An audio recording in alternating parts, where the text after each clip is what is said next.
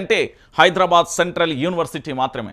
అలాంటి Hyderabad central యూనివర్సిటీలలో జేసీబీలతోని police అధికార యంత్రాంగ బలంతోని పూర్తి స్థాయిలో కూడా విధ్వంసానికి పాల్పడుతున్న పరిస్థితి చూసాం. ఇంకో వైపున కూడా ఏది మచ్చల జింకలకు సంబంధించిన కలేబరాలు, ఇంకోవైపు నెమళ్లకు సంబంధించిన కలేబరాలు, వాటి యొక్క అరుపులు మనం పూర్తి స్థాయిలో వింటున్నాం. అయినప్పటికీ ప్రభుత్వం ఎందుకు స్పందించట్లేదు? ప్రభుత్వం నుంచి ఎందుకు రెస్పాన్స్ రావట్లేదు? టాపిక్ డైవర్షన్లో భాగంగా మరేదైనా కుట్ర చేస్తుందా ఈ తెలంగాణ రాష్ట్ర వ్యాప్తంగా అనేది కూడా ఆలోచించదగ్గ విషయమే. అసలు ఏం జరుగుతుంది హైదరాబాద్ సెంట్రల్ యూనివర్సిటీకి సంబంధించి ఒకసారి చూసే ప్రయత్నం చేద్దాం. ఇక ఒకసారి చూడండి, ఇక్కడ ఉద్వేగంతో విద్యార్థులు ఆందోళన వ్యక్తం చేస్తున్న పరిస్థితి కనబడుతుంది. ఉద్వేగంతో పూర్తి స్థాయిలో కూడా ఆవేదన వ్యక్తం చేస్తున్న విద్యార్థులు ఇక్కడ మీ అందరికీ కూడా కనబడతారు. ఒకసారి చూడొచ్చు, అట్టుడుకుతున్న హెచ్సియు అంటూ చూడొచ్చు. రేవంత్ సర్కార్ పై విద్యార్థుల పోరుబాట, జీవ వైవిధ్యాన్ని కాపాడాలంటూ నిరసనలు అంటూ కూడా చూడొచ్చు. మద్దతుగా సకల జనులు, పౌర సమాజం, బీఆర్ఎస్ బీజేపీ ముఖ్య నేతల హౌస్ అరెస్ట్, యూనివర్సిటీ పార్టీలు ప్రజా సంఘాల నేతలు అదుపులోకి తీసుకుని స్టేషన్ కు తరలింపు, సేవ్ హెచ్సియుకు దేశవ్యాప్తంగా మద్దతు, 400 ఎకరాల కేటాయింపు చట్ట విరుద్ధం, కంచె గచ్చిబౌలి భూములపై మరో పిల్ అంటూ కూడా చూడొచ్చు. నేడు విచారణ చేపట్టనున్న హైకోర్టు అంటూ కూడా చూస్తున్న పరిస్థితి కనబడుతుంది. బట్టి చెప్పిన వట్టి ముచ్చట అంటూ కూడా చూడొచ్చు. పూర్తి స్థాయిలో కూడా మొన్న పర్యావరణ పరిరక్షణ పేరుతో అనేక మంది పేదల ఇండ్లను బుల్డోజర్లతో కూలగొట్టింది ప్రభుత్వం. నిన్న అభివృద్ధి పేరుతో వాళ్ళు చెప్పినట్టుగా ఏది తొండలు గుడ్లు పెట్టని గిరిజన గూడాల వెంటపడింది ప్రభుత్వం. నేడు అరుదైన జీవజాలాన్ని, ఆవాసమైన భూములను ధ్వంసం చేస్తూ సామూహిక వనానికి దిగింది ప్రభుత్వం. దీన్ని కాంగ్రెస్ చెప్తున్న పేరు అభివృద్ధి. ఇది ప్రభుత్వమా, బుల్డోజర్ కంపెనీయా? మీరు ప్రజలు ఎన్నుకున్న ప్రతినిధి, రియల్ ఎస్టేట్ ఏజెంటా? ఇది సీఎం రేవంత్ కు కేటీఆర్ వేసిన ప్రశ్న. అసలు ఏం జరుగుతుంది అంటే ఇదే విషయానికి సంబంధించి కొంతమంది పూర్తిగా అంటే రాజకీయ ప్రముఖులు కావచ్చు, దాంతోపాటు జర్నలిస్టులు కావచ్చు, దాంతోపాటు సెలబ్రిటీలు కూడా స్పందించారు. ఒకసారి ఇది చూడండి. ఇక్కడ పూర్తి స్థాయిలో కార్టూనిస్ట్ సతీష్ ఆచార్య ఒక మంచి అంశాన్ని చెప్పిండు. ఇక్కడ పూర్తిగా కూడా మీరు అందరూ కూడా ఆలోచించండి. ఆయన చెప్పిన మాట ఏంటంటే, అభివృద్ధితో చేస్తున్నదో పిచ్చితనం, దయచేసి పూర్తి స్థాయిలో కూడా ఎవరైనా దీన్ని ఆపండి అంటూ కూడా ఆయన చెప్పిండు. దాని కిందనే చూడొచ్చు, ఇది ఏమాత్రం ఆమోదనీయం కాదు, రాహుల్ గాంధీ వెంటనే చర్యలు తీసుకోవాలి, తెలంగాణలో జరుగుతున్న విధ్వంసాన్ని ఆపాలి, ప్రముఖ యూట్యూబర్ ధృవరాతే అంటూ కూడా చూడొచ్చు. ప్రకృతికి వ్యతిరేకంగా సాగుతున్న ఈ అరాచక కాండ ఏమాత్రం సరికాదు. సినీ నటుడు ప్రకాష్ రాజ్ గల్లీ నుంచి మొదలుకొని ఢిల్లీ దాకా ప్రతి ఒక్కరూ సెంట్రల్ యూనివర్సిటీ భూముల విషయంలో జరుగుతున్న అన్యాయాన్ని ఖండిస్తున్నారు. పచ్చటి భూముల పరిరక్షణ కోసం విద్యార్థులు చేస్తున్న రణానికి మద్దతు పలుకుతున్నారు. కానీ విద్యార్థులు ఘనత వహించిన మంత్రి పొంగులేటికి పేడ్ బ్యాచ్లా కనిపించారు. విద్యార్థుల ముసుగులో ప్రభుత్వాన్ని బదనాం చేస్తున్నారు. వాళ్ళు స్టూడెంట్ కాదు, పేడ్ బ్యాచ్ అంటూ కూడా మంత్రి వ్యాఖ్యానించారు. ఎవరు పేమెంట్ బ్యాచ్? అర్ధరాత్రి విధ్వంసానానికి అల్లకల్లోలమైన అరుస్తున్న జింకల, రోధిస్తున్న నెమల్ల, గగ్గోలు పెడుతున్న పక్షుల, కూలుతున్న వృక్షాల, ఆ ఘోరాన్ని చూసి గుండె రగిలి ఉద్యమిస్తున్న విద్యార్థుల అనేది ఒకసారి చూడాలి. అసలు సినిమా ఏంటి? ఈ సెంట్రల్ యూనివర్సిటీకి సంబంధించి 1969లో యూనివర్సిటీకి 2253 ఎకరాల కేటాయింపు జరిగింది. భూమి హక్కు పత్రాలు అప్పగించకుండా కాంగ్రెస్ మోసం. యూనివర్సిటీ భూములను పంచిపెట్టిన ఉమ్మడి రాష్ట్ర పాలకులు పరాకాష్ఠగా నాటి చంద్రబాబు ప్రభుత్వం దూపేందరం 400 ఎకరాలను ఐఎంజీ భారత్కు అప్పగించిన బాబు ఆనాడే వ్యతిరేకిస్తూ సెంట్రల్ యూనివర్సిటీ విద్యార్థుల ఆందోళన. దీంతో గోపనపల్లిలో 397 ఎకరాల యూనివర్సిటీకి అప్పగింత, అందులో 306 ఎకరాలు లాక్కున్న మన్మోహన్ సర్కార్. ఇక యూనివర్సిటీకి ఇచ్చిన భూమి ఏదని ప్రశ్నిస్తున్న విద్యార్థులు అంటూ కూడా మనం చూస్తున్న పరిస్థితి కనబడుతుంది. అసలు విషయం ఏంటి? హైదరాబాద్ సెంట్రల్ యూనివర్సిటీలో జరుగుతున్న వాస్తవ కోణాన్ని ఒకసారి మనం చూసే ప్రయత్నం అయితే చేద్దాం. డిప్యూటీ సీఎం బట్టి విక్రమార్క గారు ఇతర మంత్రులు కలిసి మంగళవారం మీడియా సమావేశంలో చెప్పిన వివరాలను పరిశీలిస్తే హైదరాబాద్ సెంట్రల్ యూనివర్సిటీకి కాంగ్రెస్ చేసిన ద్రోహం తేటతెల్లమవుతుంది. హెచ్సియుకు సంబంధించి మా కాంగ్రెస్ బ్రాండ్, ఇందిరాగాంధీ హయాంలో దాన్ని ఏర్పాటు చేశాం. 2300 ఎకరాల స్థలాన్ని కాంగ్రెస్ ప్రభుత్వం కేటాయించింది అని మంత్రులు సెలవిచ్చారు. మరోవైపు హెచ్సియు భూములకు ఇప్పటి వరకు కూడా హక్కు పత్రాలు లేవు. యూనివర్సిటీ నుంచి కానీ విద్యార్థుల నుంచి కానీ మాకు వినతి పత్రం ఇస్తే హక్కు పత్రాలను అందిస్తామని డిప్యూటీ సీఎం బట్టి విక్రమార్క పేర్కొన్నారు. అంటే ఇందిరాగాంధీ హయాంలో 2253 ఎకరాలు కేటాయింపు అనేది నామమాత్రమేనని తేలిపోయింది. దీంతో ఉమ్మడి పాలకులు అవసరం వచ్చినప్పుడల్లా హెచ్సియు భూములకు ఎసరు పెట్టారు. వివిధ సంస్థలు ఆ భూములను కేటాయిస్తూ కూడా యూనివర్సిటీ విస్తరణాన్ని కుదిస్తూ వచ్చారు అంటూ కూడా మనం చూస్తున్న పరిస్థితి కనబడుతుంది. అసలు ఇక్కడ హైదరాబాద్ సెంట్రల్ యూనివర్సిటీకి సంబంధించి ఇక్కడ విద్యార్థుల ఆందోళన వ్యక్తం చేస్తున్న పరిస్థితి కనబడుతుంది. తెలంగాణ రాష్ట్ర వ్యాప్తంగా కూడా ఇదో రచ్చగా మారిపోయింది.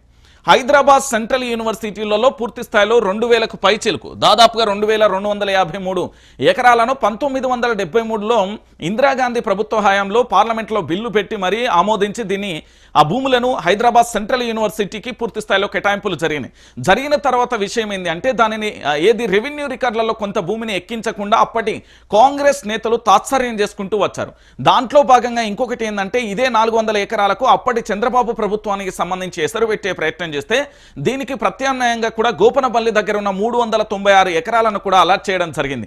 అంటే ఇది 400 ఎకరాలు పూర్తి స్థాయిలో యూనివర్సిటీ భూములు అని అప్పటి ప్రభుత్వం ఒప్పుకున్నట్టే కదా. మరి అలాంటి పరిస్థితులలో ఇప్పుడు యూనివర్సిటీ భూములు కాదని ఎలా చెప్తున్నారు అనేది మొదటి ప్రశ్న. రెండోది ఇక్కడ పేడ్ విద్యార్థులు అని చెప్తున్నారు. పేడ్ విద్యార్థులు ఎవరు?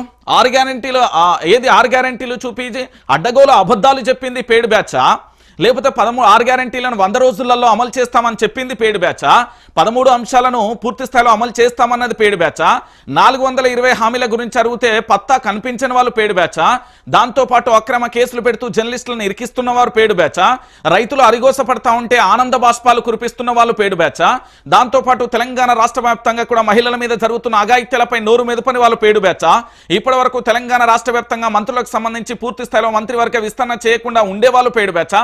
ఒకసారి ఇదంతా తెలంగాణ సమాజం ఆలోచించాల్సిన విషయం. ఎందుకంటే పేడ్ బ్యాచ్ అన్నీ వస్తాయండి. ఎందుకంటే వీళ్ళంతా పేడ్ ఆర్టిస్టులు కాబట్టి పేడ్ బ్యాచ్ అన్న వాళ్ళు పేడ్ ఆర్టిస్టులు అవుతారు కానీ అక్కడ కాదు. ఎందుకంటే నేను కళ్ళ ముందు సాక్ష్యంగా చెప్తున్నా, హైదరాబాద్ సెంట్రల్ యూనివర్సిటీకి సంబంధించి HCUకు సంబంధించి పూర్తి స్థాయిలో అక్కడ జరిగిన ప్రతి అంశాన్ని కూడా నేను కళ్ళ ముందు కట్టినట్టుగా కూడా చూసా. అక్కడ జరిగిన ప్రధానమైన అంశం ఏంటంటే చాలా హృదయ విదారకమైన సంఘటన. ఓ పక్కన రాత్రి బుల్డోజర్లు జేసీబీలు అన్ని వస్తూ ఉంటే అక్కడ నిమల్ల అరుపులు, ఇంకో పక్కన మచ్చ జింకలు పూర్తి స్థాయిలో కూడా పరారవుతున్న తీరు, ఇంకో పక్కన అక్కడ ఏంది అంటే అరుదైన వృక్ష జాతులు కూడా అంతరించిపోతున్న పరిస్థితి చూసాం. దాంతోపాటు ఆ అడవి మధ్యలో కూడా చెరువు ఏ విధంగా ఉందో కూడా మనం చూసాం. అనేక రకాలుగా కూడా మంచి అంటే హైదరాబాద్ను కాపాడడానికి ఒక వనంగా ఉండేదాన్ని పూర్తి స్థాయిలో కూడా ఈరోజు విధ్వంసానికి పాల్పడుతున్నది. ఈరోజు ఈ తెలంగాణలో మేధావులు కానీ ప్రశ్నించే గొంతుకలు కానీ లేకపోతే ఇతరత్ర పేర్లు పెట్టుకున్న సోకాళ్ళ వాళ్ళంతా ఎక్కడ వేలు హైకోర్టుకి ఎందుకు వెళ్తలేరు? హైకోర్టుకు సంబంధించి ఎందుకు స్టే తీసుకురాలేకపోతుంది? ఇదే హైకోర్టు ఎందుకు సుమోటోగా కేసు నమోదు చేస్తలేదు? ఈ పచ్చదనాన్ని విధ్వంసం జరుగుతూ ఉంటే అందరూ మౌనంగా ఎందుకుంటున్నారు? ఇంత రాద్ధాంతం జరుగుతూ ఉంటే కూడా కనీసం ఎందుకు స్పందించట్లేదు అని తెలంగాణ ప్రాంత ప్రజలు గగ్గోలు పెడుతున్నారు, అరుస్తున్నారు, వేదపడుతున్నారు, ఆవేదన పడుతున్న నెటిజన్ల యొక్క ప్రశ్నలకు ప్రభుత్వం గనక నిలబడి అక్కడ ఏంది అంటే ఫోన్ కాల్లో పబ్లిక్ కాల్లో గనక ప్రభుత్వం తీసుకొని దానికి సమాధానం చెప్పాలంటే ముచ్చంటలు కాదు, మొత్తం ఆవిరైపోతారు. నేను చెప్తున్నా కదా ఎంత దారుణమైన విషయం అండి. యోగివులు చూడు ఎంత మంచి ముచ్చట పెడుతూ హాయిగా ఉల్లాసంగా ఉత్సాహంగా ఉన్నారు. ఏదో టూర్కు పోయినట్టు గోవాకో బ్యాంకాకో మయన్మారో లేకపోతే దుబాయ్ పోయినట్టు ఎంత హ్యాపీగా ఈ మంత్రులు హాయిగా నవ్వుతున్నారో చూడు. ఉల్లాసంగా ఉత్సాహంగా అయిపోయింది మా మంత్రుల పని. ఎస్, చాలా బాధాకరమైన విషయం. ఎండుతున్న పంటలు, రైతన్నల ఆత్మహత్యలు, అందని తాగునీళ్లు, మహిళలపై లైంగిక దాడులు, అదుపు తప్పుతున్న శాంతి భద్రతలు, హైదరాబాద్ సెంట్రల్ యూనివర్సిటీలో విద్యార్థుల ఆందోళనలు, గురుకులాలలో సమస్యలు, కుప్పగూలిన రియల్ ఎస్టేట్, ఇప్పుడు రాష్ట్రంలో ఉక్కిరిబిక్కిరి చేస్తున్న సమస్యలు ఇవి. రేపటి రోజున భవిష్యత్తు ఎట్లుంటుందో తెలియని స్థితిలో జనం కొట్టుమిట్టాడుతుండగా దీనికి భిన్నంగా రాష్ట్ర మంత్రులు ఉల్లాసంగా జోకులేసుకుంటూ విరగబడి నవ్వుతూ వీడియో ఒకటి ఆసక్తికరంగా మారింది.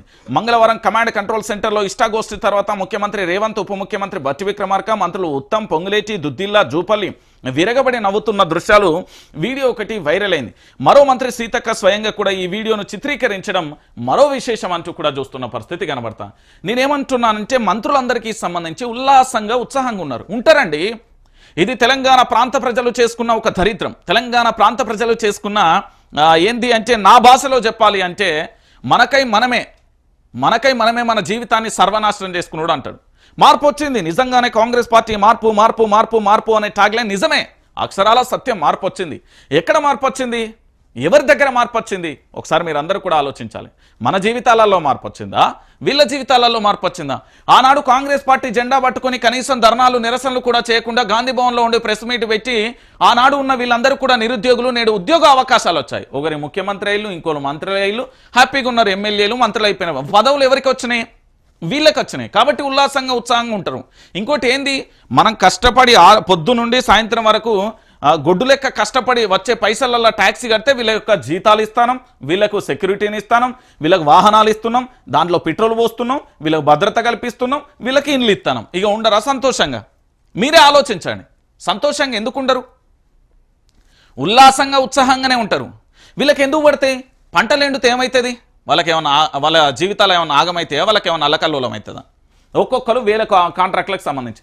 రైతులు ఆత్మహత్య చేసుకుంటే ఏమవుతుంది? ఏమన్నా వాళ్ళ ఇంట్లోనో లేకపోతే ఇంకా వాళ్ళ చుట్టపోళ్ళు ఏమన్నా చేసుకుంటారు. వాళ్ళకేం సంబంధం అండి? వాళ్ళకి కావాల్సింది అధికారమే పరమావధిగా భావించిలో అధికారం వచ్చింది, ఉల్లాసంగా ఉంటారు, ఉత్సాహంగా ఉంటారు, ఇంకేమన్నా చేస్తారు. తాగునీళ్ళ గురించి వాళ్ళకెందుకు? వాళ్ళకి అడిగితే కిన్లీ బాటిల్ వస్తాయి, లేకపోతే ఇంకా అవసరమైతే పెద్ద పెద్ద బాటిళ్ళు వస్తాయి.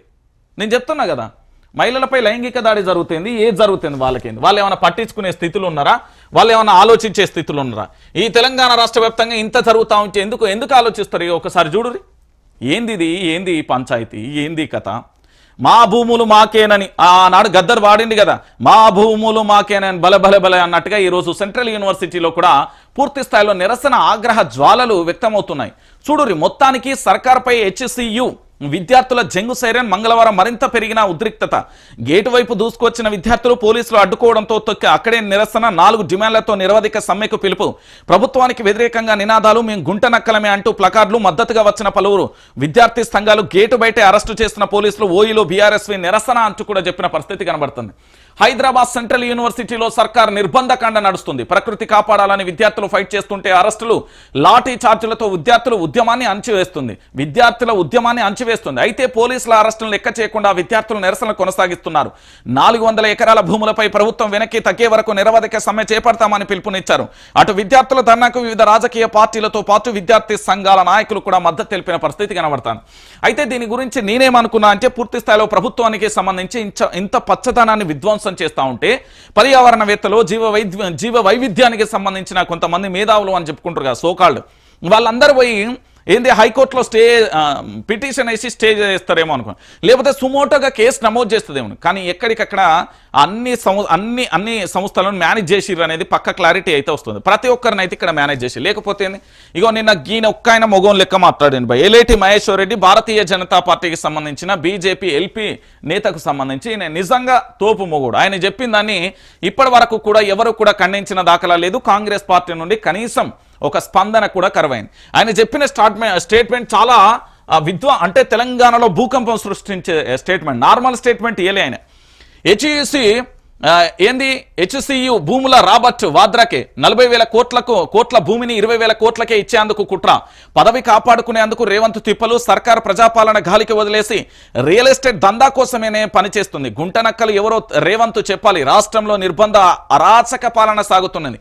ఎలేటి మహేశ్వర్ రెడ్డి సంచలన వ్యాఖ్యలు. హైదరాబాద్ సెంట్రల్ యూనివర్సిటీ భూముల వివాదంలో మరో కొత్త అంశం తెర మీదకి వచ్చింది. పచ్చని ప్రకృతిని నాశనం చేస్తున్నారని ఇప్పటి వరకు ఆరోపణలు వచ్చాయి. కానీ ఇందులో మరో కుట్ర కోణం దాగి ఉందనే విషయం కూడా బయటకు వచ్చింది. బీజేపీ LP నేత ఎలేటి మహేశ్వర్ రెడ్డి చేసిన వ్యాఖ్యలు సంచలనంగా మారాయి. కొత్త అనుమానాలు రేకెత్తిస్తున్నాయి. ఈ భూములపై రేవంత్ సర్కార్ ఇంత పట్టింపుతో ఉండడానికి ఖచ్చితంగా అదే కారణమన్న చర్చ కూడా కొనసాగుతుంది. అసలు విషయం ఏందట అంటే, హైదరాబాద్ సెంట్రల్ యూనివర్సిటీ భూముల వివాదంపై బీజేపీ LP నేత ఎలేటి మహేశ్వర్ రెడ్డి సంచలన వ్యాఖ్యలైతే చేశారు. ప్రియాంక గాంధీ గారి భర్త రాబర్ట్ వాద్రాకు కట్టబెట్టేందుకు కుట్రలు చేస్తుందని ఆరోపించారు. 40,000 కోట్ల విలువ చేసే భూమిని కేవలం 20,000 కోట్లకు మాత్రమే రాబర్ట్ వాద్రా బినామీకి అమ్ముతున్నారని ఆయన సంచలన విషయాలు వెల్లడించారు. రేవంత్ రెడ్డి తన పదవి కాలం కాపాడుకోవడానికి, సోనియా గాంధీ దగ్గర మెప్పు పొందడానికి 40,000 కోట్ల భూమిని కేవలం 20,000 కోట్లకే రాబర్ట్ వాద్రా బినామీకి అమ్ముతున్నారని విమర్శించారు. ఇక భూములను అమ్ముకోవడమే లక్ష్యంగా కాంగ్రెస్ సర్కార్ పనిచేస్తుందన్నారు. అభివృద్ధి అంటే ప్రభుత్వ ఆస్తులు అమ్ముకోవడమా అని ప్రశ్నించారు. ఈ భూములు అమ్మడం, రియల్ ఎస్టేట్ దందా చేయడం ఒకటేనని పూర్తి స్థాయిలో చెప్పేసిన పరిస్థితి కనబడతా. నేనేమంటున్నానంటే, వీళ్ళు పూర్తి స్థాయిలో ఇప్పుడు ఎలేటి మహేశ్వర్ రెడ్డి చెప్పింది కదా, ఈ ఎలేటి మహేశ్వర్ రెడ్డి చెప్పిన దానికి సమాధానం ఏమైనా వస్తుందా అంటే, కాంగ్రెస్ పార్టీ తెలంగాణ ప్రజల యొక్క సొమ్మును, ఆస్తిని, వాళ్ళ యొక్క చిరకాల స్వప్నమైన ప్రభుత్వ ఆస్తులను ధ్వంసం చేయడమే కాకుండా ప్రభుత్వ ఆస్తులను ఎక్కడికెక్కడ కూడా అమ్మేస్తున్న పరిస్థితి కనబడుతుంది. అంటే ఇంతకంటే దారుణమైన, నీచమైన, నికృష్టమైన ఆలోచన ఇంకొకటి ఏమైనా ఉంటుందా? జీవ వైవిధ్యం కాదంటే పర్యావరణం అక్కడ పూర్తి స్థాయిలో లేక్సే లేవు, అన్ని గుంట నక్కలే అని చెప్తారు. మరి నెమళ్ళు ఎక్కడి నుండి వస్తున్నాయి, నల్ల మచ్చలున్న జింకలు ఎక్కడి నుండి వస్తున్నాయి, సరీసృపాలు ఎక్కడి నుండి వస్తున్నాయి, నెమళ్ళు అది పచ్చని ఆ అడవికి సంబంధించి సరస్సులు ఎక్కడి నుండి వస్తున్నాయి? కృత్రిమంగా అప్పటికప్పుడే ఎవరన్నా పోయి పరదేశాల్లో నీళ్లు పోసొచ్చిర్రా? ఏమయ్యా రేవంత్ రెడ్డి సర్కార్, మీరు మాట్లాడేదేంది, ఆచరణలో కనిపించేదేంది? ఒక పర్యావరణాన్ని, ఒక వాతావరణాన్ని విధ్వంసం సృష్టిస్తున్నారు. ఆనాడు కేసీఆర్ మొక్కలు నాటే కార్యక్రమాన్ని హరితహారం పెడితే ఈరోజు మీరు మొక్కలు పీకే కార్యక్రమంలో మొదలున్నారు. అరే హైదరాబాద్ మొత్తానికి ఏంది ఒక పెద్ద తలకాయ లెక్క హైదరాబాద్ సెంట్రల్ యూనివర్సిటీ యొక్క చెట్లే. మొత్తం కాలుష్యం చేస్తారు. ఇప్పుడు ఆయంత భూములు కూడా తీసేస్తున్నారు. మరి దీనికి ఏం సమాధానం చెప్తారు? మీ ప్రియాంక గాంధీ గారి భర్త రాబర్ట్ వాద్రాకు సంబంధించే 40,000 కోట్ల రూపాయల భూములను కాస్త మీరు 20,000 కోట్ల రూపాయలకే ఇస్తున్నారట. ఇది భారతీయ జనతా పార్టీకి సంబంధించిన ఎల్ఏటి మహేశ్వర్ రెడ్డి సంచలన వ్యాఖ్యలు చేశారు. దీనికి మూతి మీద మీసం ఉన్న ఏమో కూడా ఆయన ప్రెస్ మీట్ పెట్టి సమాధానం నమోదు చేయాలి. ప్రభుత్వం మీదనే ఎఫ్ఐఆర్ నమోదు చేయాలండి. ప్రభుత్వం మీదనే ఎఫ్ఐఆర్ నమోదు చేయాలండి. నిజం, ఇది వాస్తవమైన అంశం. కానీ ఇప్పటి వరకు హైదరాబాద్ సెంట్రల్ యూనివర్సిటీలలో ఇంత జరుగుతూ ఉంటే కూడా కుళ్ళు జోకులు వేసుకుంటా నవ్వుకుంటా ఇక చూడుర్రి నాకేం పోతాంది ఎవరెక్కడ పోతా అనే పరిస్థితులలో ఉన్నారు వీళ్ళు మాత్రం. గిదా తెలంగాణ సమాజానికి, తెలంగాణ ప్రాంత ప్రజలకు మీరు ఇచ్చే సందేశం ఇవ్వేనా? ఎంత దారుణమైన, ఎంత క్రూరమైన ఆలోచనలు ఇవి.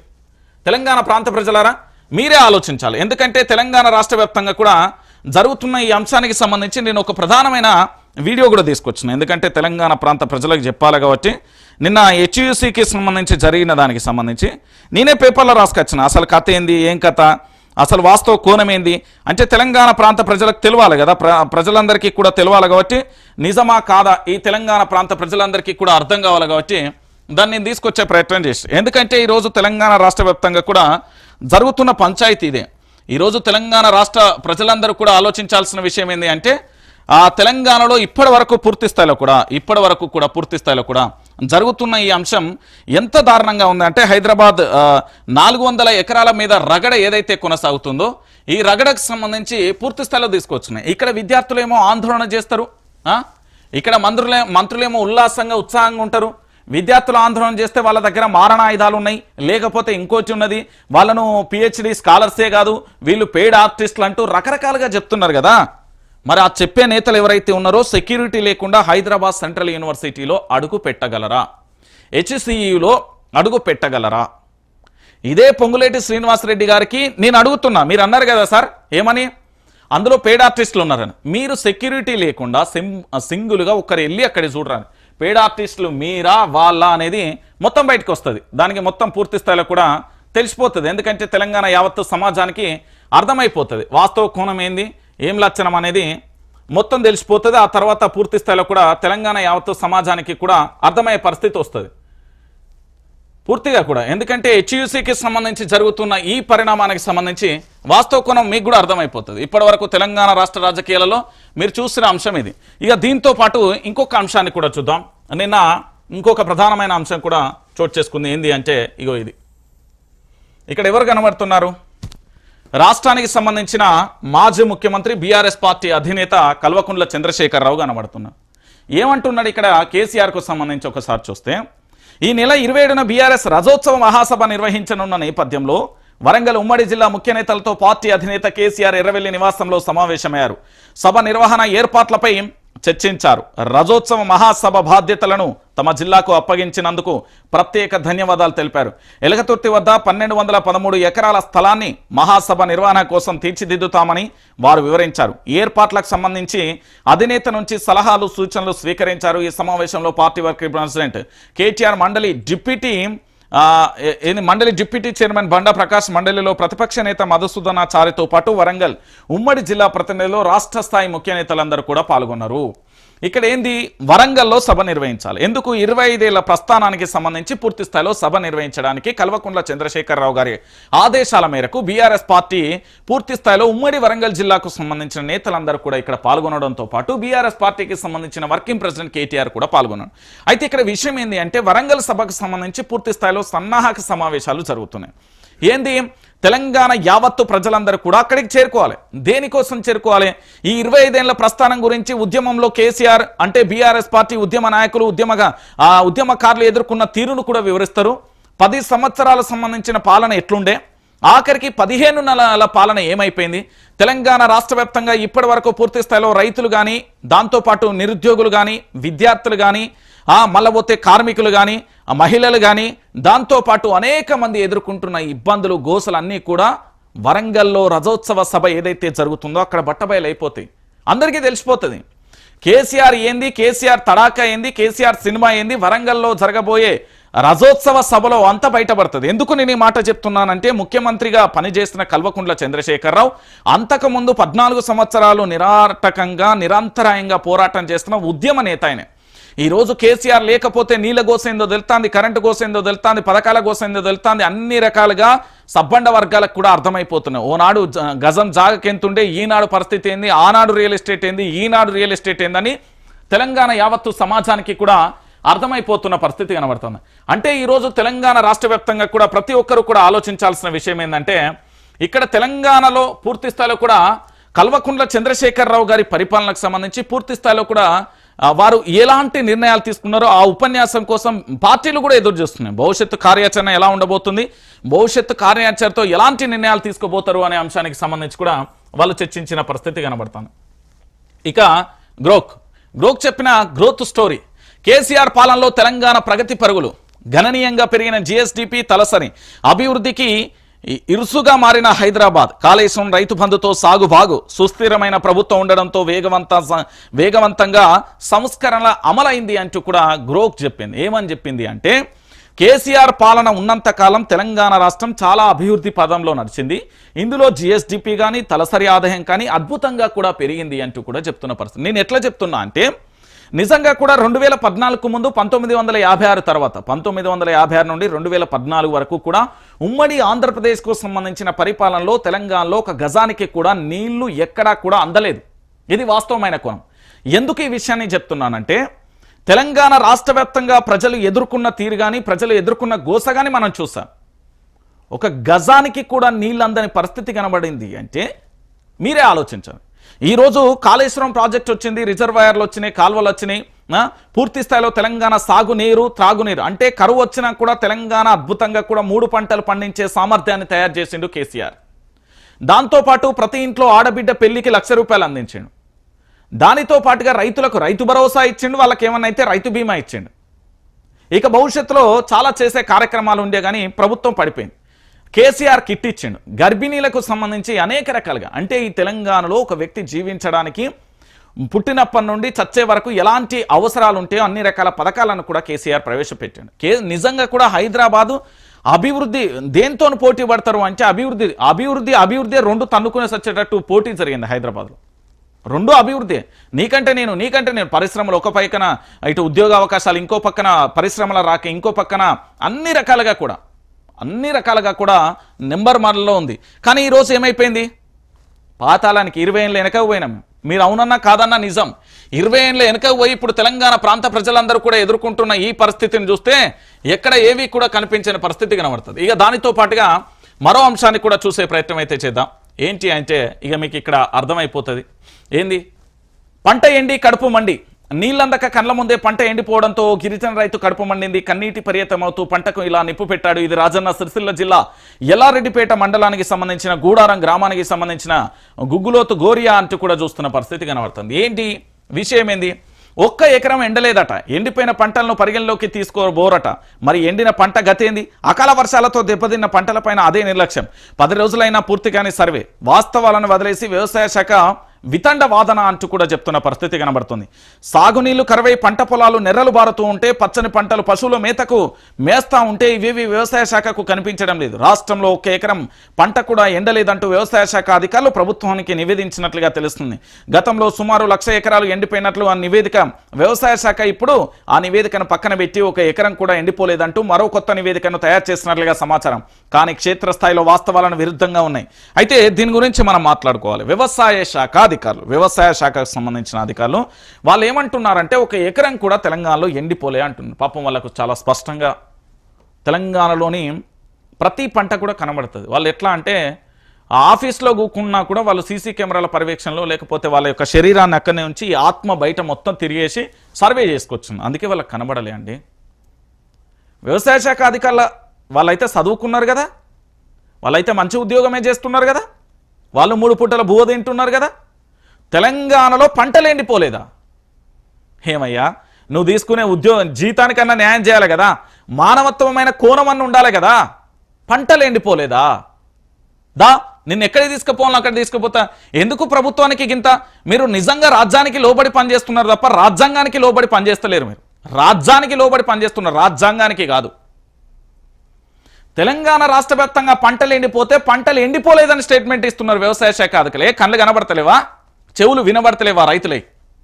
రైతుల ఆర్తనాలు చెవులు వినబడతలేవా, పంటలు ఎండినే కనబడతలేవా అంటున్నా. అరా నేనే నా ఛానల్ లోగో తీసుకొని వస్తుందా, తీసుకుపోతుందా, మైక్ పట్టుకొని తీసుకుపోతుందా? అరే ఎంత బాధాకరమైన విషయం అండి. మొన్నటికి మొన్న సిద్దిపేట పరిసర ప్రాంతాలు, దాంతోపాటు కరీంనగర్, వరంగల్, నల్గొండకు సంబంధించిన చాలా చోట్ల మొక్కజొన్న, వరి పూర్తి స్థాయిలో కూడా నీలమట్టం అయిపోయిన పరిస్థితి చూసాం కదా. ఏ రోజు పేపర్లు చదువుతలేరా, వాస్తవ విషయాలు మీకు తెలుస్తలేవా? రేవంత్ రెడ్డి ఏమన్నా చెప్పిండా ఇట్లా స్టేట్మెంట్ ఇవ్వమని? ఏం అధికారులు, ఏం పాడు, ఏం కథ ఈ తెలంగాణ. ఛీ, ఇంత దారుణంగా తయారవుతారేంటని నాకు అర్థం కాదు విషయం. ఇక మీ అందరికీ తెలుసు కదా, టీజీపీఎస్సీ అంటే గ్రూప్ 1 స్థాయి ఉద్యోగాలు. దీని మీద జనార్దను, దాంతోపాటు పృథ్వీరాజు, అక్కడ చాలా కీలకమైన నేతలు నిన్న సోమాజిగూడ ప్రెస్ క్లబ్లో ప్రెస్ మీట్ పెట్టిళ్ళు. దానికి సంబంధించిన వీడియోలు కూడా ఇల్లు ఉంటాయి, మీరు చూడుర్రి. దాంట్లో నేను ఎందుకు వీడియోలు చూడని అని చెప్తున్నా అంటే, ఇగో ఇక్కడ మీ అందరికీ కనబడతాయి. ఎందుకు వీడియోలు చూడమని నేను చెప్తున్నా అంటే, మీకు కొన్ని విషయాలు తెలవాలి. అయితే విషయం ఏంటంటే, ఈ సోమాజిగూడ ప్రెస్ క్లబ్లో జనార్దన్ అనే పిల్లగాడు చాలా పోరాటం చేస్తున్నాడు. అక్కడ పూర్తి స్థాయిలో ప్రెస్ మీట్ పెట్టి గ్రూప్ 1 విద్యార్థులకు సంబంధించిన ఆందోళన జరుగుతున్నది. గ్రూప్ 1లో పోస్టులను అమ్ముకున్నారు, చాలా దారుణమైన పరిస్థితి ఉంది అంటూ కూడా ఆయన నిరసన వ్యక్తం చేసిండు. అయితే నిజమా కాదా అనేది దాని పక్కన పెడితే ఇక్కడ కళ్ళకు కానీ గ్రూప్ 1 టాపర్లు ఒకే గదిలో అట్లా ఎట్లత్తారు నాకు అర్థం కాదు. ఒకటే గదిలో ఒక సెంటర్లో ఒక గదికి సంబంధించిన వాళ్ళందరూ కూడా టాపర్లు అయ్యారు. కాంటే చూడు, ఒకే చోట పరీక్ష రాసిన అభ్యర్థులు 500 పైచిలకు మార్కులు, మూల్యాంకనపై అనుమానాలు ఎన్నో, 2 హాల్ టికెట్ల నెంబర్ల తేడాతో 44 మందికి సేమ్ మార్కులు, ఆన్సర్ సీట్లు బయట పెట్టాలి అభ్యర్థులు, జ్యుడిషియల్ విచారణకు డిమాండ్ అంటూ కూడా చెప్పిన పరిస్థితి కనబడుతుంది. టీజీపీఎస్సీ అంటే గ్రూప్ 1 మెయిన్స్ లో భారీ కుంభకోణం జరిగిందా? పోస్టులకు ఇంత చొప్పున అమ్ముకున్నారా? కొంతమంది ఎంపిక చేసిన వారిని ఒకే గదిలో పెట్టి పరీక్ష రాయించారా? తమకు కావాల్సిన వారికి ఇష్టానురీతిన మార్కులు వేశారా? అంటే అవుననే ఫలితాలను బట్టి చూస్తే కనబడుతుంది. గ్రూప్ 1 జనరల్ ర్యాంకింగ్ అంటే జాబితా GRLను సంబంధించి పూర్తి స్థాయిలో కూడా అనుమానాలు వ్యక్తమవుతున్నాయి. నాకు అర్థం కాని విషయం ఏంటంటే, తెలంగాణ రాష్ట్ర వ్యాప్తంగా అనేక సెంటర్లు ఉన్నాయి ఏది గ్రూప్ 1 పోస్టులకు సంబంధించిన అభ్యర్థులు రాసే పరీక్షకు. అలా కాకుండా తెలంగాణలో చాలా అద్భుతం ఏంటంటే, ఒకటే సెంటర్లా అదే ఒకే రూమ్కు సంబంధించి దాదాపుగా ఒకే చోట ఒకే పరీక్ష రాసిన 500 పైచిలకు వాళ్లకు మార్కులు వచ్చినాయి. దాంట్లో 44 మందికి సేమ్ మార్కులు వచ్చినాయి. అట్లా ఎట్లా పాసిబుల్? నాకు అర్థం కాని విషయం ఏంటంటే, గ్రూప్ 1 ఉద్యోగానికి సంబంధించి పరీక్ష రాసిన నిరుద్యోగులు ఒకటే సెంటర్లో ఒకే రూమ్కి సంబంధించిన వాళ్ళకు ఎట్లా ఉద్యోగ మార్కులు వస్తాయి, సేమ్ మార్కులు ఎట్లా వస్తాయి, వాళ్ళకి ఎట్లా టాపర్లు ఎట్లయితారు? అంటే కుంభకోణం జరిగింది. దాని అవసరం లేదు, పెద్దగా ఆలోచించాల్సిన అవసరం లేదు. మంచిగానే కుంభకోణం జరిగింది, గట్టినే కుంభకోణం జరిగింది. ఏంది అంటే పందికొక్కులు లెక్క ఆల్రెడీ మేసిర్రు, ఇది వాస్తవమైన విషయం. దీని మీద జ్యుడిషియల్ కాదు, పెద్ద పెద్ద ఎంక్వైరీలు జరగాలి, వాళ్ళందరినీ కూడా సస్పెండ్ చేయాలి. ఇప్పుడు నీతి నిజాయితీ నిబద్ధతతోని గంజినీళ్ళు దాగో గడక దాగో పూర్తి స్థాయిలో చెట్ల కిందనో పుట్టల పాయింట్ కూకొని నిజంగా చదివి రాష్ట్రంలోని పరిస్థితి ఏంది? రేపు పొద్దుగాల ఈ పైసలు పెట్టి కొన్న సన్నాసులు అందరూ ఉద్యోగాలకు వస్తే వానికి గవర్నమెంట్ స్పెల్లింగ్ రాదు, ఓ జీవో చదవరాదు, ఓ జీవో ఆర్డర్ రాదు, వానికి ఏంది పైసలు పెట్టి వచ్చినోనికి మళ్ళీ ఏం జరుగుతుంది? గదే పైసలు దోసుకునే అలవాటు అయితే తప్ప ఏం తెలుస్తుంది దానికి? ప్రజలకు ఏమైనా సేవ చేయాలని తెలుస్తుందా? దీని మీద ఖచ్చితంగా కూడా జ్యుడిషియల్ ఎంక్వైరీ వెయ్యాలి. ఇది తెలంగాణ ప్రాంత ప్రజల నుంచి వస్తున్న డిమాండ్. జ్యుడిషియల్ ఎంక్వైరీ వెయ్యాలి, వాస్తవాలు ఏందో తెలంగాణ ప్రాంత ప్రజలకు చెప్పాలి. ఇది ప్రభుత్వానికి సంబంధించి. ఇక నిన్న ఇంకొక బాధాకరమైన విషయం, నేను ఈ వార్తను చదివినండి. చాలా బాధాకరమైన విషయం ఏంటంటే, జర్మనీకి సంబంధించిన ఒక అమ్మాయి హైదరాబాద్కు వస్తుంది. హైదరాబాద్కు సంబంధించి పూర్తి స్థాయిలో కూడా ఆమెకు ఏంది అంటే, హైదరాబాద్కు సంబంధించి ఆమె వచ్చిన తర్వాత ఆమె వెళ్తున్న తరుణంలో పూర్తి స్థాయిలో బాధిత జర్మనీకి చెందిన అతని స్నేహితులు, బాధిత యువతి మరో యువకుడికి సంబంధించి ఇటీవల వీళ్ళు హైదరాబాద్కు వచ్చిళ్ళు. శరత్ చంద్ర అనే ఇంట్లో ఉంటున్నారు. అయితే సోమవారం సాయంత్రం యువతి మ్యాక్సిమిలాన్ బయటికి వెళ్లారు. అయితే యాకత్పురకు చెందిన మహమ్మద్ అబ్దుల్ అస్సాం మార్కెట్ చూపిస్తున్నానని తీసుకెళ్లి కారులో లిఫ్ట్ ఇచ్చిండు. కారులో అప్పటికే 5 మైనర్ బారులు ఉన్నారు. వారంతా కాసేపు సిటీలో తిరిగారు. ఇక మామిడిపల్లిలో యువత తప్ప అందరికీ సెల్ఫీలు తీసుకోవాలని కారులో నుంచి అస్లాం దింపాడు. ఇక 100 మీటర్ల దూరంలోని నిర్మానుష్యమైన ప్రాంతానికి తీసుకెళ్లి బెదిరించాడు. ఇడ ఎంత బాధాకరమైన విషయం అనంటే, పరాయి దేశానికి సంబంధించిన స్త్రీ మన దేశానికి వచ్చినప్పుడు, మన రాష్ట్రానికి వచ్చినప్పుడు, మన జిల్లాకు వచ్చినప్పుడు, మన నియోజకవర్గానికి వచ్చినప్పుడు, మన గ్రామానికి వచ్చినప్పుడు తల్లిలా చూడాలి. ఇప్పుడు భారతదేశం అంటే పరాయి దేశంలో మీడియా అయితే ఉంటుంది కదా, అక్కడ జాతీయ మీడియా అయితే ఉంటుంది కదా, ఆడ ఇజ్జత్ పోతుంది కదా. కనీసం మీరు పుట్టినందుకు మంచి చేయకపోయినా పర్లేదు, కానీ ఇలాంటి లంగ పనులు ఎందుకు చేస్తారు ఇలాంటి సన్నాసులు? ఇప్పుడు పోయింది వాళ్ళ పరువు కాదు, ఇక్కడ అమ్మాయికి సంబంధించి బ్లాక్మెయిల్ చేస్తారు, పరాయి దేశం నుంచి వచ్చిన స్త్రీకి సంబంధించి ఇక్కడ అమ్మాయి మీద అఘాయిత్యం చేస్తారు. ఇప్పుడు మన దేశం పరువు ఇజ్జత్ తీరి మొత్తం పరువు తీసే ఇలాంటి సన్నాసులను అందరినీ ఎన్కౌంటర్ చేసేయాలి తెలంగాణ. నేను చెప్తున్నా కదా, దేశం పరువు దేశాలు ఓ పక్కన దేశం కోసం జై జవాన్ జై కిసాన్ అనే నినాదం ఎట్లా పనిచేస్తున్నదో ఇగో వీళ్ళేమో ఇలాంటి పనులు చేస్తారు. ఇప్పుడు పరాయి దేశాలకు వెళ్తే మా దేశానికి సంబంధించిన స్త్రీ అయితే మీరు గౌరవించే తీరు ఇదేనా అంటారు. ఒకసారి మనం ఆలోచిద్దాం. జర్మనీ అయినా అమెరికా అయినా లేకపోతే ఇతర దేశాలు ఏదైనా వాళ్ళ అక్కడ ప్రెసిడెంట్లో వాళ్ళ ప్రధానిలో మన దేశానికి వస్తే ఎన్ని రాజమర్యాదలు చేస్తాం. గణతంత్ర దినోత్సవం కానీ ఆగస్టు 15కు సంబంధించి కానీ మనం తీసుకొచ్చినప్పుడు ఎట్లా ఎంత గౌరవంగా వాళ్ళని చూపెడతాం. మరి పరాయి దేశానికి సంబంధించిన స్త్రీలు మన దేశానికి వచ్చినప్పుడు వాళ్ళని ఎంత గౌరవంగా చూడాలి. ఇలాంటి లత్తకోరు పనులు చేస్తే మన దేశం పరువు ఇజ్జత్ మొత్తం పోదు. ఇలాంటి బోషిడికే వాళ్ళందరినీ ఎన్కౌంటర్ చేయాలి. నేను చెప్తున్నా కదా, ఇది చాలా బాధాకరమైన విషయం. నేను చెప్తున్నా చాలా హృదయ విదారకమైన సంఘటన. ఎందుకంటే అలాంటిది అసలు నిజంగా కూడా తెలంగాణలో ఎప్పుడూ కూడా కని విని ఎరగని తీరుగా మళ్ళా భయం జొర్రాలి ఒక్కొక్కడికి. నేను చెప్తున్నా కదా. ఇక మరో అంశానికి సంబంధించి కూడా చూద్దాం. ఏంది, మా పనులకు అడ్డొస్తే ఎవరిని వదిలిపెట్టాం. ఏం చేస్తారు? గుర్రను కోసినట్టు కొత్తారా, కూలను కోసినట్టు కొత్తారా? ఎవరు మీలో అసలు? హెచ్సిఈలో పేమెంట్ బ్యాచ్ నిరసన రెచ్చగొట్టి అరాచకం చేస్తున్నారు. ప్రైవేట్ చేతుల్లోకి పోయిన భూమిని కాపాడిన ఆ భూములలో సాఫ్ట్వేర్ కంపెనీలు తీసుకొస్తాం. మీడియాతో మంత్రులు బట్టి పొంగులేచి శ్రీధర్ హెచ్సిఈ భూములపై మంత్రులతో సీఎం రివ్యూ అంటూ కూడా చెప్పిన పరిస్థితి కనబడుతుంది. వీళ్ళు పరిపాలన చేయరంటే మా భూములు అంటే మీ తాత ముత్తాతల ఆస్తులు అనుకుంటారా ఇవేమన్నా? లేకపోతే మీ అయ్య వాళ్ళు సంపాదించిన ఆస్తులు అనుకో అవి మాయిరా నాయన. మీ భూములు ఎవరిని వదిలిపెట్టాం? నీకు 5 ఏళ్ళు చక్కగా మాకు జీతాల లెక్క పనిచేయమని పెట్టుకున్నాం అంతే తప్ప మీకేమో పై నుండి వేరే గ్రహాల నుండి అతీత శక్తులు వచ్చి మీరు వేరే గ్రహం నుండి వచ్చి నేను అన్ని బాగు చేస్తా అన్నట్టుగా కాదు. ఇక గీసొంటోళ్ళు తెలంగాణలో పూర్తి స్థాయిలో ఏంది మనం ఎన్నుకుంటివి. ఇక మనకే సిగ్గుండాలి. రైట్. ఇక దాంతో పాటుగా నేడు ఫిరాయింపు ఎమ్మెల్యేల కేసుకు సంబంధించిన విచారణ, పార్టీ మారిన ఎమ్మెల్యేల వాదనలు విననున్న సుప్రీం ఇప్పటికే బీఆర్ఎస్ తరపు ఆ వాదనలు పూర్తి అంటూ కూడా చెప్పిన పరిస్థితి కనబడుతుంది. ఇక్కడ విషయం ఏంటంటే తెలంగాణ రాష్ట్ర వ్యాప్తంగా కూడా ఈ 10 మంది ఎమ్మెల్యేలు ఎవరైతే ఉన్నారో వాళ్ళ మీద పూర్తి స్థాయిలో అనర్హత వేటు అనేది ఖాయం. ఇప్పటికే ఈ 10 మంది ఎమ్మెల్యేలకు సంబంధించి కొంతమందికి అంటే ఆ బీఆర్ఎస్ పార్టీలో ఉన్నామని ఒక 7గురు బీఆర్ఎస్ పార్టీకి రావడానికి సంసిద్ధతైలు. దాంతో పాటుగా అందులో ఒక 3 ఇప్పటికే కూడా నేను బీఆర్ఎస్ పార్టీలోనే ఉన్నాను అంటూ కూడా గూడెం మైపాల్ రెడ్డి లాంటి వ్యక్తి అఫిడవిట్లో కూడా దాఖలు చేసి నేను బీఆర్ఎస్ పార్టీలోనే ఉన్నా, నేను పార్టీ మారలేదు అంటూ కూడా చెప్పిన పరిస్థితి కనబడతాను. ఇక మరో 3 ఉప ఎన్నికలు వచ్చినా పర్లే మేము ప్రజల్లోకి వెళ్తాం, పోటీ చేస్తాం, ఓడిపోతాం అంటూ వాళ్ళే స్టేట్మెంట్ ఇచ్చుకున్నా అది మాట్లాడాల్సిన విషయం లేదు. ఈ 10 మంది ఎమ్మెల్యేలకు సంబంధించి ఫిరాయింపు ఎమ్మెల్యేలు ఎవరైతే ఉన్నారో ఇవాళ సుప్రీంకోర్టులో విచారణ జరగడంతో పాటు ఒక క్లారిటీ వచ్చేస్తుంది. ఏంటి అంటే ఫిరాయింపు ఎమ్మెల్యేలకు సంబంధించి పార్టీలో పూర్తి స్థాయిలో కొనసాగే అవకాశాలు ఉంటాయా, వీళ్ళని పార్టీ నుండి సస్పెండ్ చేస్తారా, దాంతోపాటు వీళ్ళ భవిష్యత్తు ఏంది, వీళ్ళ కార్యాచరణ ఏంది, ఒకవేళ ఇప్పటికిప్పుడు ఎన్నికలు జరిగితే తెలంగాణలో పూర్తి స్థాయిలో కూడా నష్టపోవాల్సిన పరిస్థితి ఏర్పడుతుంది. తెలంగాణ రాష్ట్ర వ్యాప్తంగా ఇప్పటికిప్పుడు కూడా తెలంగాణలో ఎన్నికలు జరిగితే గుండు సున్నా వచ్చే పరిస్థితి, కనీసం డిపాజిట్లు కూడా దక్కే పరిస్థితులలో లేవు. ఇప్పటికే ఉన్న కరువు కానీ ఇతరత్ర కానీ అనేక రకాల కృత్రిమ కరువు, అది కరువు అని నేనన్నా కృత్రిమ కరువు, ఎందుకంటే కాంగ్రెస్ సర్కార్ వచ్చిన తర్వాత కరువు తెస్తుంది, గదే జరిగింది. ఈ తెలంగాణలో ఇప్పుడు గనక ఎన్నికలు జరిగితే ఈ 10 మంది ఎమ్మెల్యేలను మళ్ళా పత్తా లేకుండా జనాలే చేసే పరిస్థితి ఏర్పడుతుంది. కానీ ఖచ్చితంగా కూడా ఉప ఎన్నికలు రావాలి, వీళ్ళు ఓడిపోవాలి. తెలంగాణ ప్రాంత బిడ్డలకు సంబంధించి ఇంకొకసారి ఎవరైనా పార్టీ మారాలంటే ఒళ్ళు దగ్గర పెట్టుకోవాలి. అరే బీఆర్ఎస్ పార్టీలో 10 ఏళ్ళు మంత్రిగా పనిచేసిల్లండి, వీళ్ళు ఉన్నోళ్ళు ఎవరేం తక్కువ తిన్నారని ఏదో ఒక పదవి అయితే పూర్తి స్థాయిలో ఉన్న అనుభవించాలి కదా, అడగోలుగా సంపాదించాలి కదా. దాని మీద ఆధారాలు ఇవి, దాని కథ ఏంది అంటే అదేంది ఆ యమధర్మరాజు దగ్గర ఉన్న చిత్రగుప్త కూడా తేలేని పరిస్థితి కనబడుతుంది. నేను చెప్తున్నా కదా, చిత్రగుప్త కూడా తేలేడు, అంత ఘోరంగా ఉంటాయి వీళ్ళ యొక్క రహస్య కథ. వీళ్ళు ఈ దేశాలలో ఉన్నాయా ఇతర దేశాల్లో ఉన్నాయా ముడుపులు అనేది ఇక తెలంగాణ ప్రాంత ప్రజలు చూస్తారు, అది వాస్తవం ఏందో తెలిసే పరిస్థితి కూడా వస్తుంది. ఇక దాంతోపాటుగా ఇంకొక అంశాన్ని కూడా మనం చూసే ప్రయత్నం చేద్దాం. ఎందుకంటే వాళ్ళ పేపర్లకు సంబంధించి ఎంత అద్భుతంగా రాసుకొచ్చిందో ఒకసారి చూడురి.